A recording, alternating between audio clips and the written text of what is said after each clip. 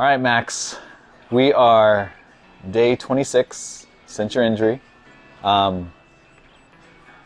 was a pretty significant injury. We won't get too much into the ins and outs of that, but how are you doing so far? Doing very well. Thanks to the team here, thanks to you. Doing very well because you go from 100 to 0 in a split second, and then you got to build it up all the way up to 100. And so the first few weeks has been tremendous. A lot of effort, a lot of baby steps, small wins, but right now feeling good for 6 days later. Yeah, I think the purpose of this is really to kind of give people a little bit of the behind the scenes of not actually what you're doing, a little bit of what you're doing, but more like what it takes from an emotional standpoint, from a motivational standpoint, from a support standpoint to get to where you're at right now. Because I think that people are, yes, you're in a good place right now. I think you're making significant gains, but I feel there's a lot more behind the scenes that goes into it than just like, let's say, the exercise. So if you're okay, maybe let's recount from day one, or like we'll go by week. We'll go week 1, you have the injury, you have surgery. What was that first week like? It was not enjoyable. It was not enjoyable. I won't sugarcoat it.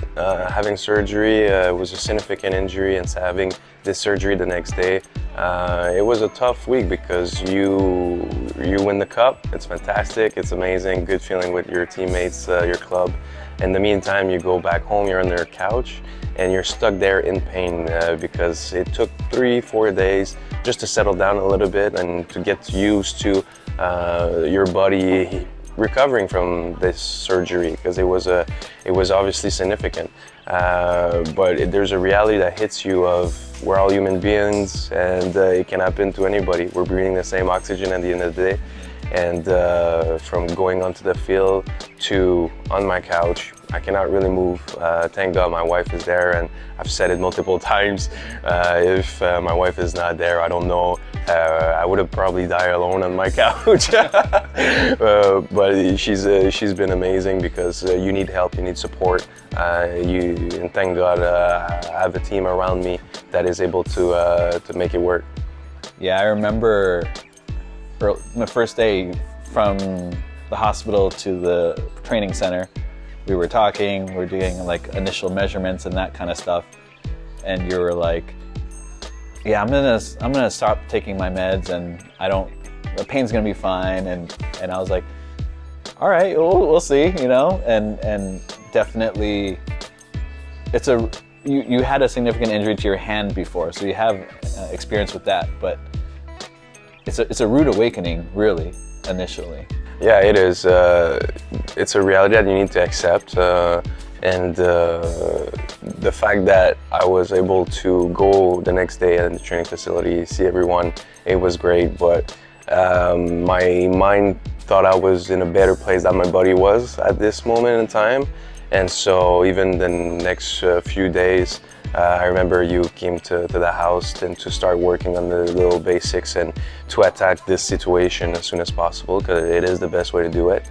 But there's a reality of you think you are right, but you are not. So you got to accept it, swallow that pill, and then from there, work the small wins and the baby step through the process of the rehab. You have no choice going through this, yeah.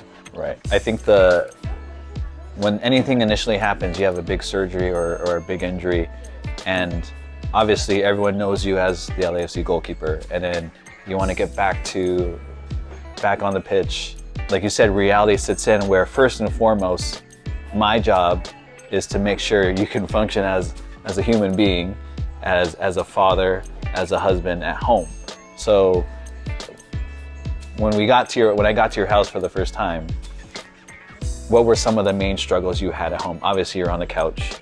Like, what else did you have at home? It's the daily activities in your house that you will do, except taking a cup of water, taking a glass of water, of a cup of coffee, that you cannot even do it because you try to go as fast as you can, but your body's not ready to do it. So you got to take your time and listen to your body, which I am someone that will go always 100%. This is how I do it, but you got to respect the fact that I cannot go 100%. And so there was some frustration, that is for sure, because you come from a place that you're fit 100% to a place that you're not even able to do your daily activities. Example, get out of the bed and walk to the bathroom the first thing in the morning, for example. You need a good 5-minute process. All right, get the crutches, okay, get the leg, all right, go one step at a time. So this is a frustration process sometimes. And as you mentioned, there's things in life where I have my daughter. My daughter didn't understand at first what is going on with my leg. She was pointing the boot and she had no idea of what was going on. Now she knows that something is up because she realized she's a year and a half, and sometimes she just rubs my leg and say, "You'll be fine, Dada," you know. So now she realized, but at first, like all these type of things, to put her down at night, to make the bath time, to try to rush her to make dinner, or to give her water or something like this. Like, if the ones at home that has kids will know what I'm saying, where your kid needs something and you cannot do it as soon as possible for your child, well, this is where you need a support and help. And this was a frustration at the beginning that everybody has got to go through. But as you get more work, you're more fluid, more mobile, and things probably set and things settles basically. So at first it's a little bit of a pain, but then it's fine. Yeah, I think that, yes, and with any rehab process, you're trying to get range of motion right away, getting some muscles to work right away. I think that's one part. The functional part of, you have a lot of stairs at your place, so making sure you can go up to your bedroom safely.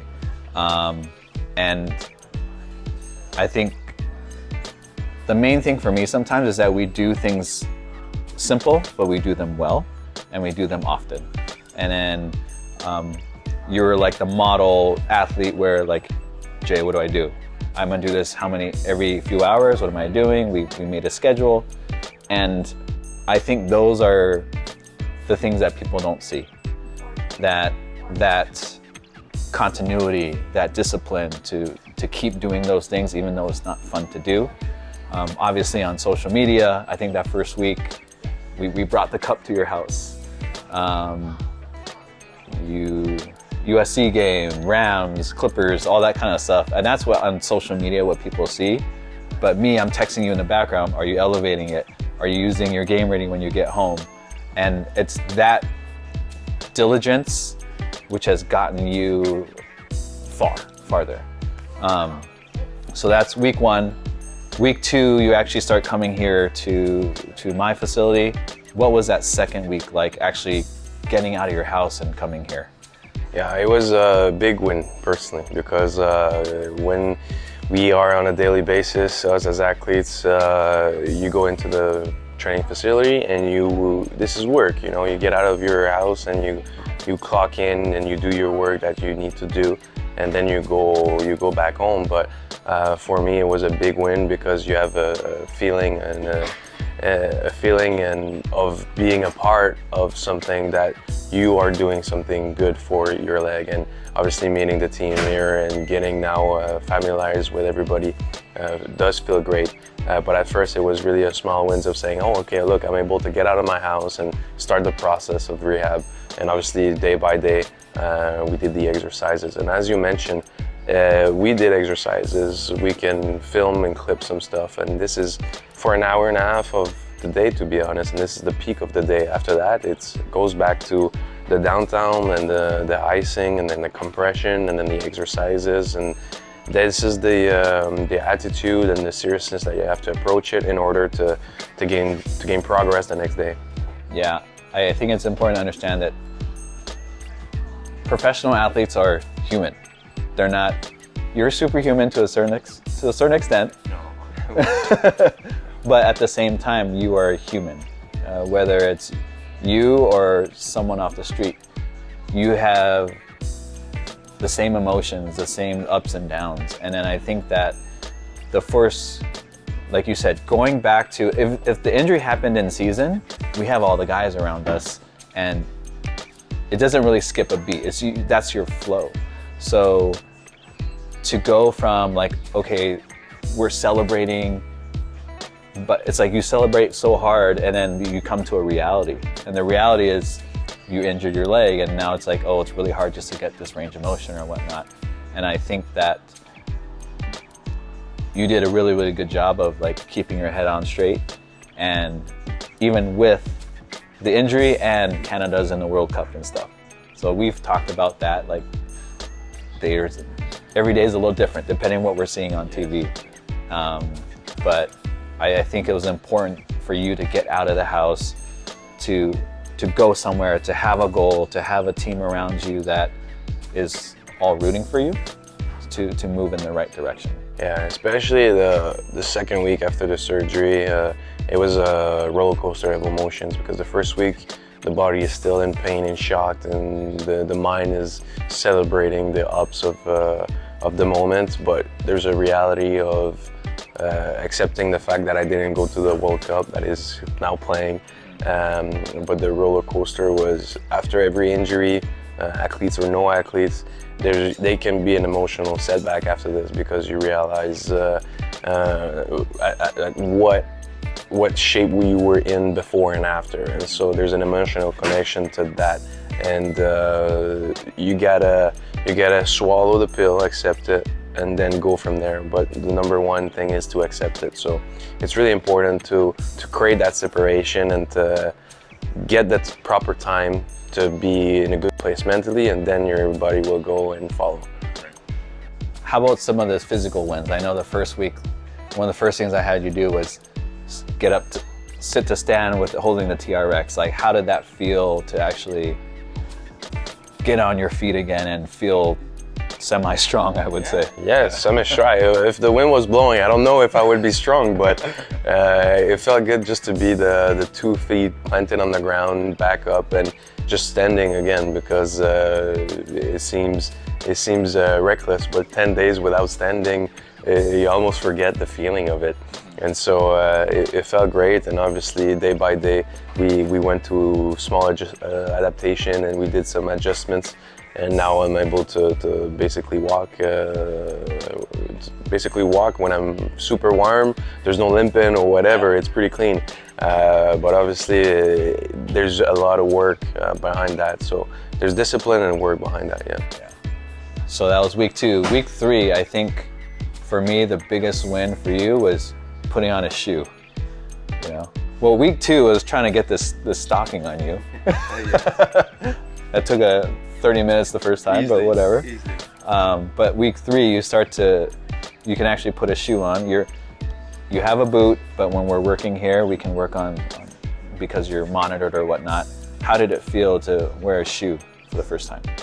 It kind of, and pardon my language here, but it kind of feels stupid, because it's daily stuff that people put 2 shoes left and right, and they just go outside the house. But to put a shoe back and say, hey, look, I'm able to fit in there again, and to have that feeling, it seems so reckless, but it's so important for the mental side. It's like small wins. And okay, 1 checkbox, back to slowly but surely the daily reality of putting 2 shoes and just walk. And so there's physical, obviously, because the ankle was not swollen and I could put it on, and I could start to put some weight bearing on it. Yeah. And so it's small wins, but putting a shoe looks so stupid, but in the meantime, it's a big win for the person that gets injured.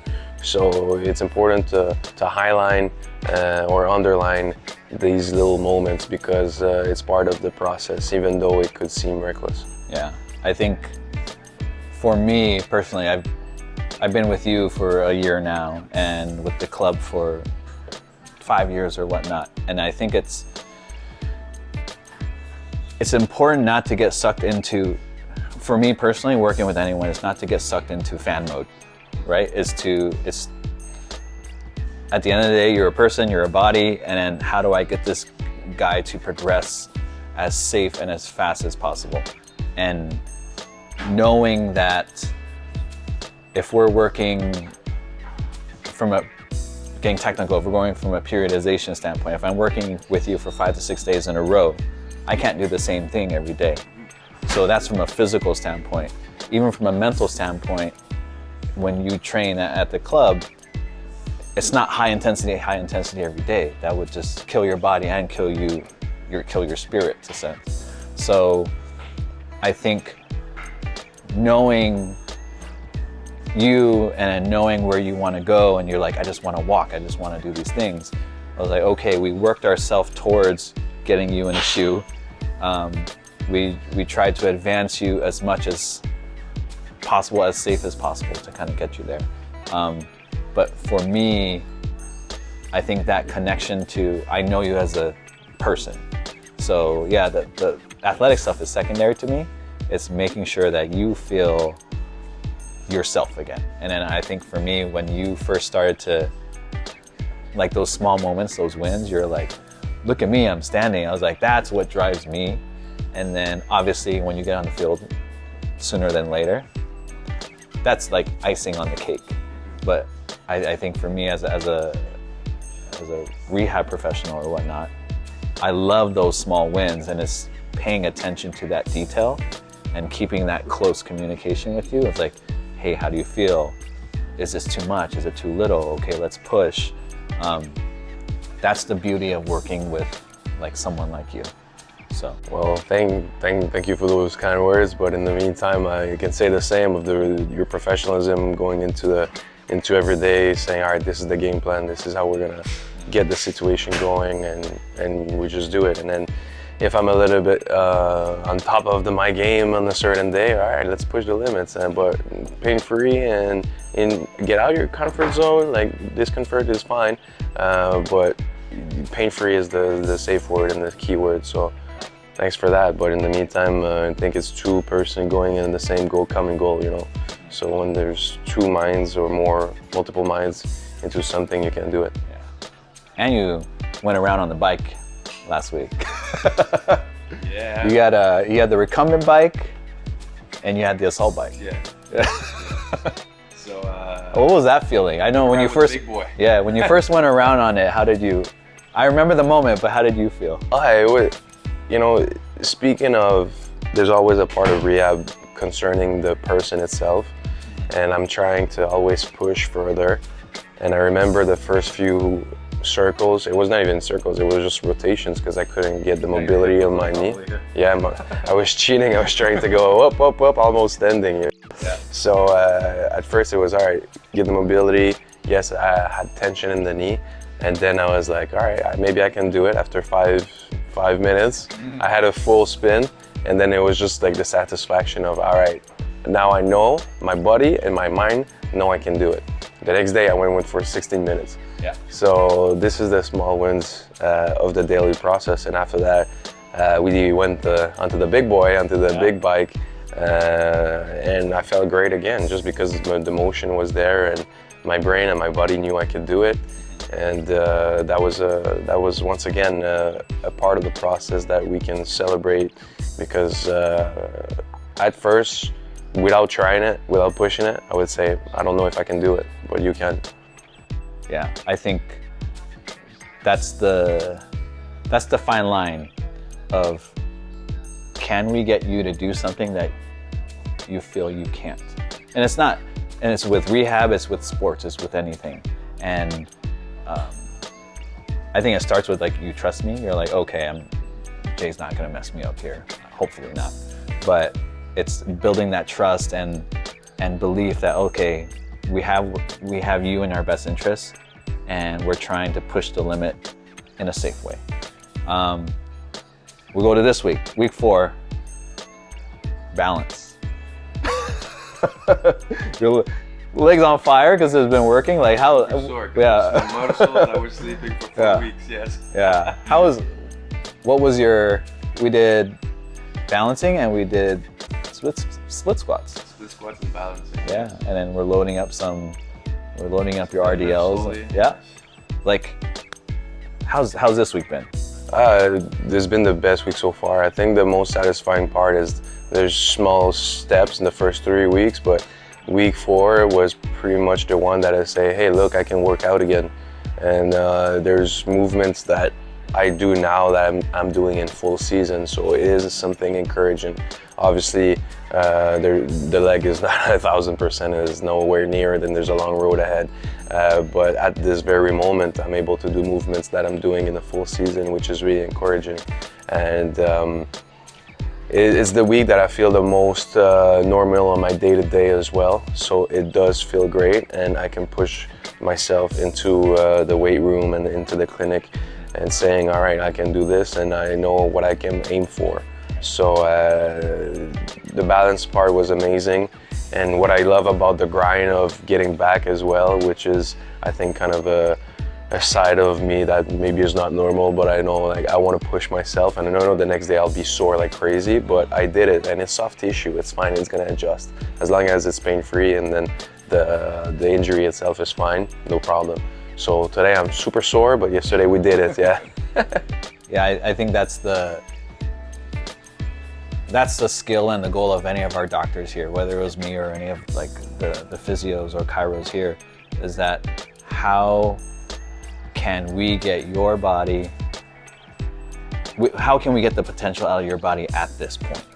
And I think we've, knock on wood, you know, we're moving in the right direction, and it's, oh yeah, it's all the way over there. And yeah, I think that, yes, it's the work, but it's the man or woman behind the work that you see on camera is always the key to success. What would you say to anyone, like, okay, an athlete coming back from injury, like a significant injury like yours, or anyone off the street that's dealing with ankle pain, knee pain? What would you say is important for them in their initial stages of healing? The initial stages is to first accept it is really important. Small or big injury, or significant, whatever how you want to call it, you gotta accept it first. Then you have to have a surrounding. I'm lucky enough to have my wife, who's been amazing and has been on this ride for the past 10 years of professional football player altogether. So you need to have a team surroundings, and you need to have a game plan. If you need help and you have a big ego and you can't ask, sometimes it's my case and I want to go faster than I can, but I want to push myself, but in the meantime I need help. So you got to ask for help, not being shy about it, even though sometimes it does irritate me of saying, oh damn, I cannot do this yet, right? I get that. So you want to go as fast as possible, but sometimes you need a surrounding. So get that help, get that support team, and in the meantime, what's the game plan? What can we do safely? What's the next step? And from there, I'm trying to push yourself, because at the end of the day, I do believe if the mind is convinced, the body follows. Love that, 100%. All right, so maybe in a few weeks we'll do this again, another recap, just to give some people behind the scenes of how you're doing. All right, brother? Sir. All right.